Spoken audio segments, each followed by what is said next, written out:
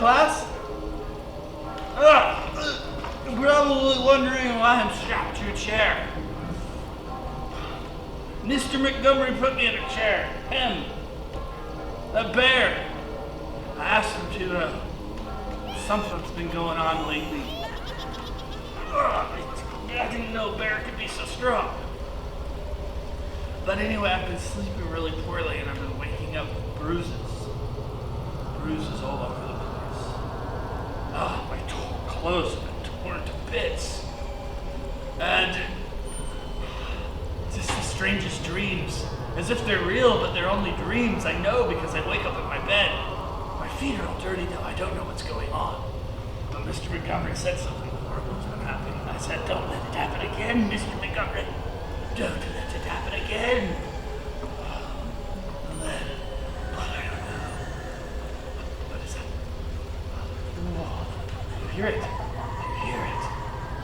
Look. There it is! Oh!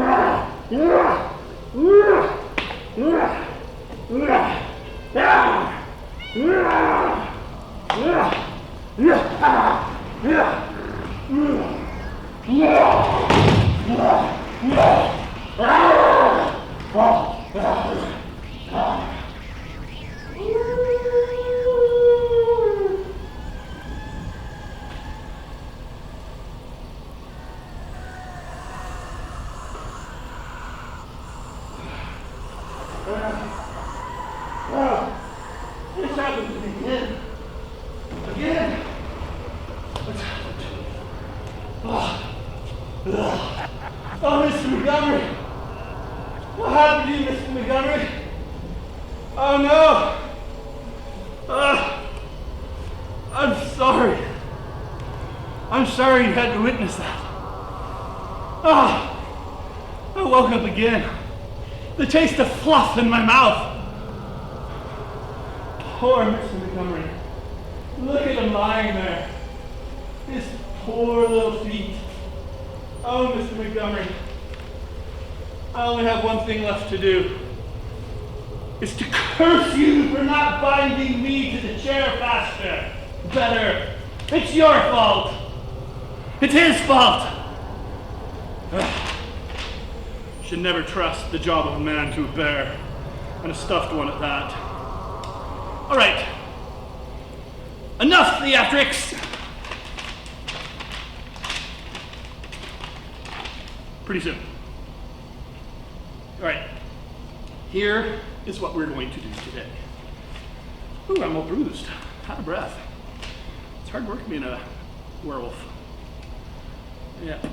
Anyway, okay, you guys. We're going to talk about another unpacking. We're going to do another unpacking the title video, and I think this one will be fairly straightforward. I'm going to do number 5 now. I'm not really doing them in any order particular, but this is this one, and it's going to go up there. It'll be up there the entire time, along with some other nifty graphics, occasionally.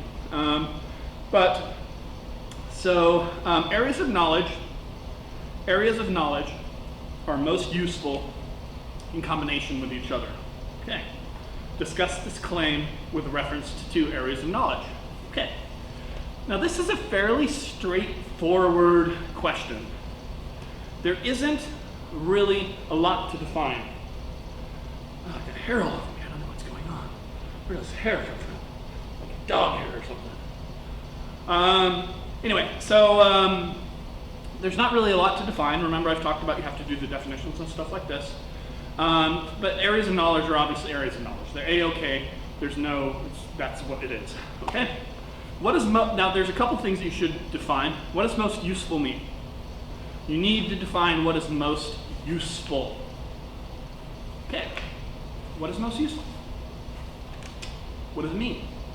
Maybe most useful means pragmatic, practical. Don't forget the word pragmatic, it's a good word. Practical, it's useful. It's useful in the sense that it allows you to do something with it.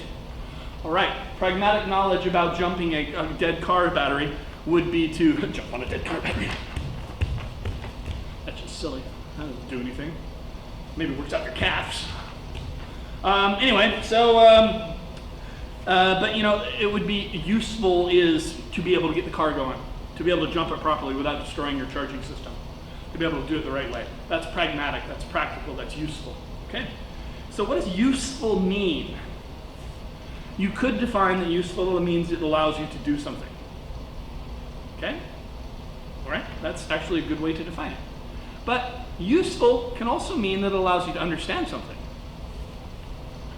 How about, is there something useful in, let's say, ethics? Okay, well, maybe useful would be it can navigate through the environment without being a creep. But a lot of ethics is a philosophical level of stuff. What's useful in that sense? Or how about art? What is useful? What is most useful in terms of art? Well, you know, are you doing art for your own personal expression? Well, I don't know. You know, so useful can mean different things, but you need to have a definition, and it can mean different things in different areas of knowledge. I mean, useful could be to have an insight for something. Maybe you'll never, like an artist, understanding symbolism in artwork. That really doesn't do anything. There's nothing really practical about it. It doesn't necessarily allow you to do any more than get more enjoyment out of artwork. And so useful can mean different things. So useful needs some attention.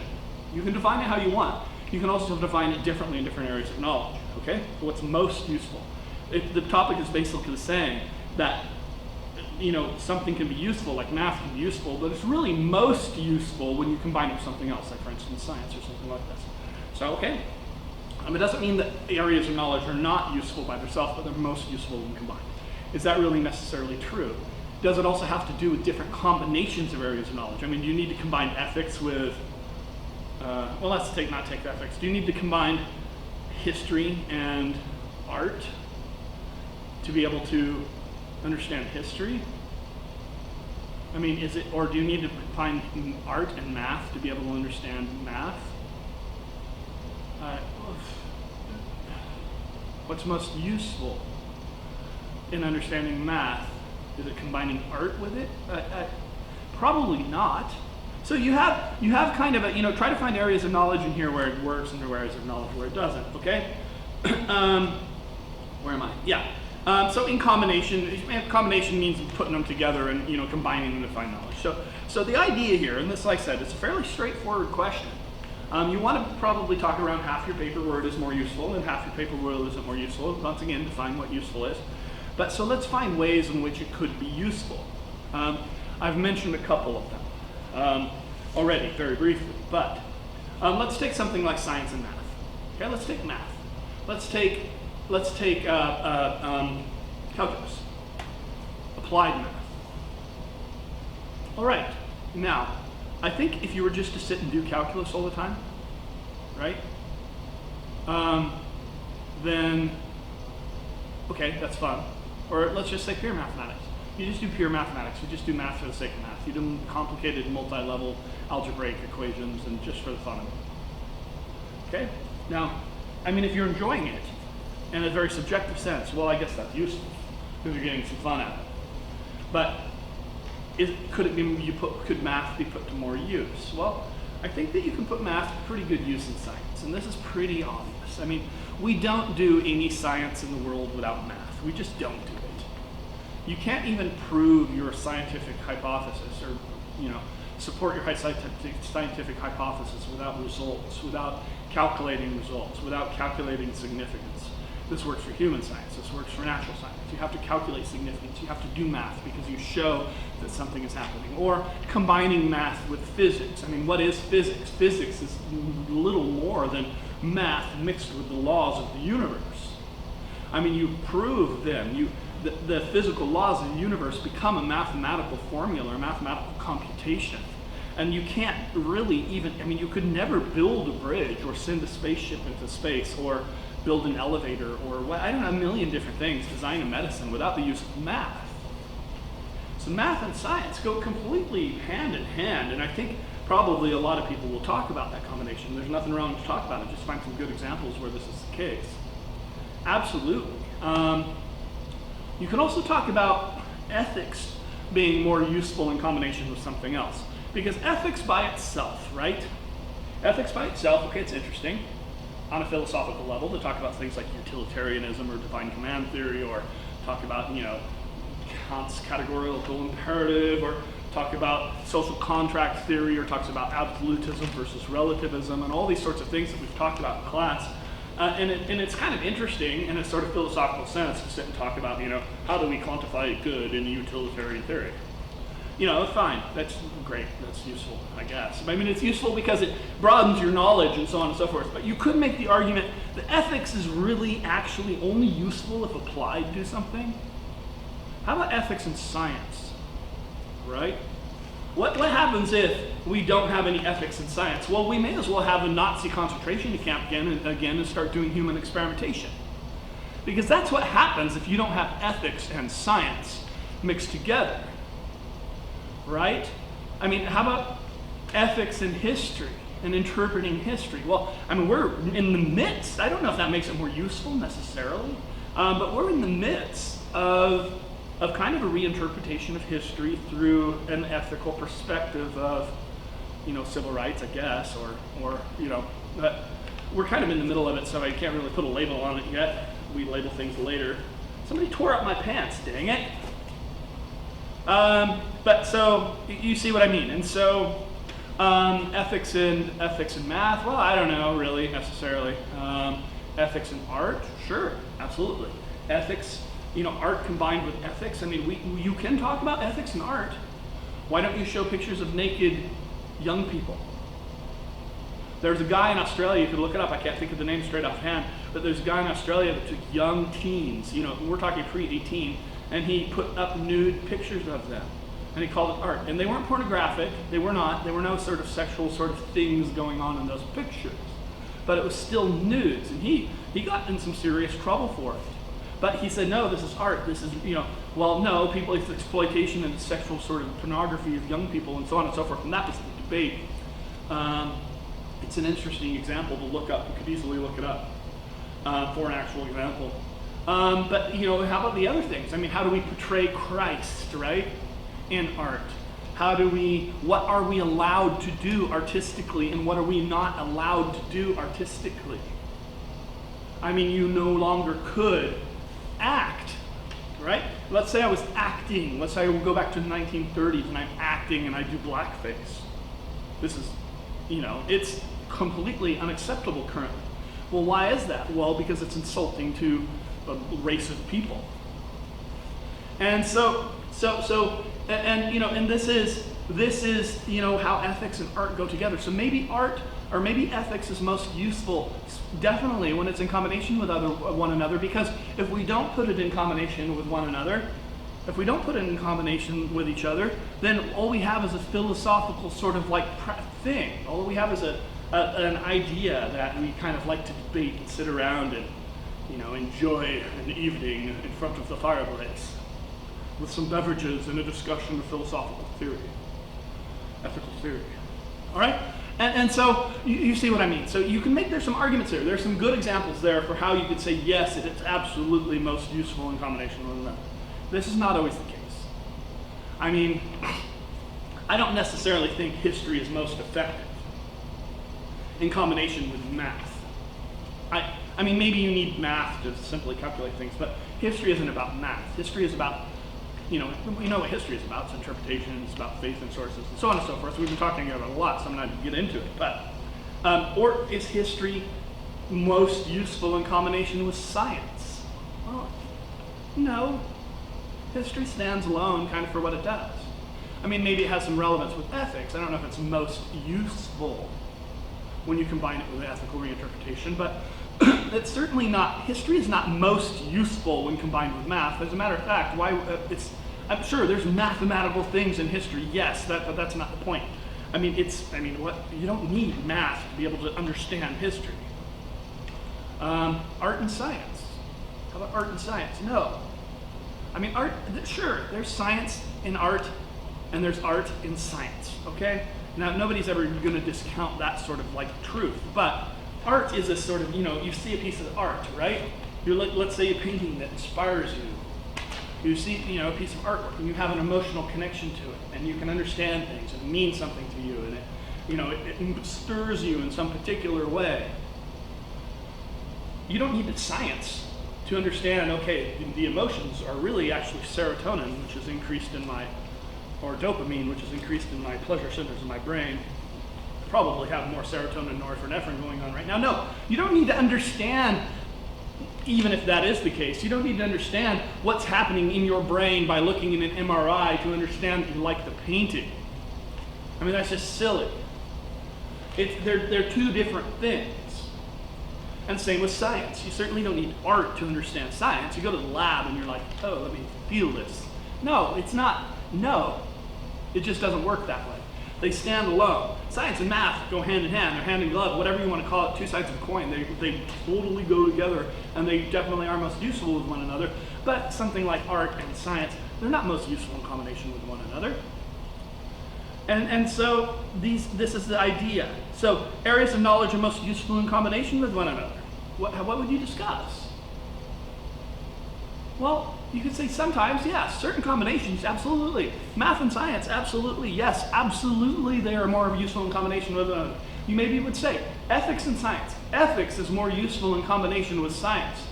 Or science is more useful in combination with ethics. Those combinations work well together because it sets up guidelines for ethical experimentation and things we want to do ethically to help people on this planet and so on and so forth. There's all kinds of ethics involved in science. But your other flip side of the coin could be some areas of knowledge don't work better in combinations with any other area of knowledge, and some of them only work with some areas of knowledge. History doesn't work with math. Combination, it's not more useful. And remember, you're going to have to define kind of what useful is in each area of knowledge. If useful in history is to get a good, broad interpretation and understanding of different perspectives of a historical account, if that's useful, if that's what history is about, which I would argue that it is pretty much, then it's not most useful in combination with math. You can do that without the use of math. You can do that without the use of science. You can do that really, really technically. You could even probably do that without the use of ethics, although ethical reinterpretations bring in a new perspective. So there's where they can be more useful in combination with one another. You can certainly do that without human science. You can certainly, maybe religion. We haven't talked about religion, so I'm not talking about it, but certainly maybe history is more easy to understand when understanding religious realities and so on and so forth. Maybe those are better with one another. But there's a lot of combinations. So that's kind of how you would approach that question. Like I said, you want to kind of give equal weight, so you'd start out your topic, making a claim, making your thesis, kind of like we've already been talking about, like I did in the do's and don'ts one. Make your thesis. I agree to a certain extent, or whatever the case is. I agree when you're talking about math and science, or science, ethics and science, but I disagree when you're talking about history and art, or whatever the case is. Whatever you want to say, whatever you think you want to talk about, then that will be your thesis. You just state it clearly. Then you unpack your terms, and really, areas of knowledge don't need unpacking. Most useful definitely does. Combination, what does that actually mean? You might discuss it, just a brief thing, but it's a pretty straightforward word. And then discuss it in AOK. And try to have one AOK in that discussion for around half of the body of the paper, and the other AOK around half the body of the paper. And you can talk about other AOK within there, because we are talking about combinations of them. You don't need to necessarily only talk about two in combination with one another, like math and science for the entire paper. You could talk about like science and ethics, like I've been talking about, and then you could talk about math and whatever. There's some different ways to do it. I'll help you pick up on that when the things go. And I think that's probably pretty good. Do you smell something?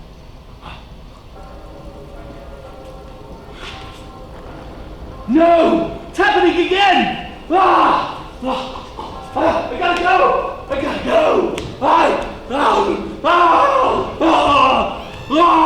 Happy Halloween!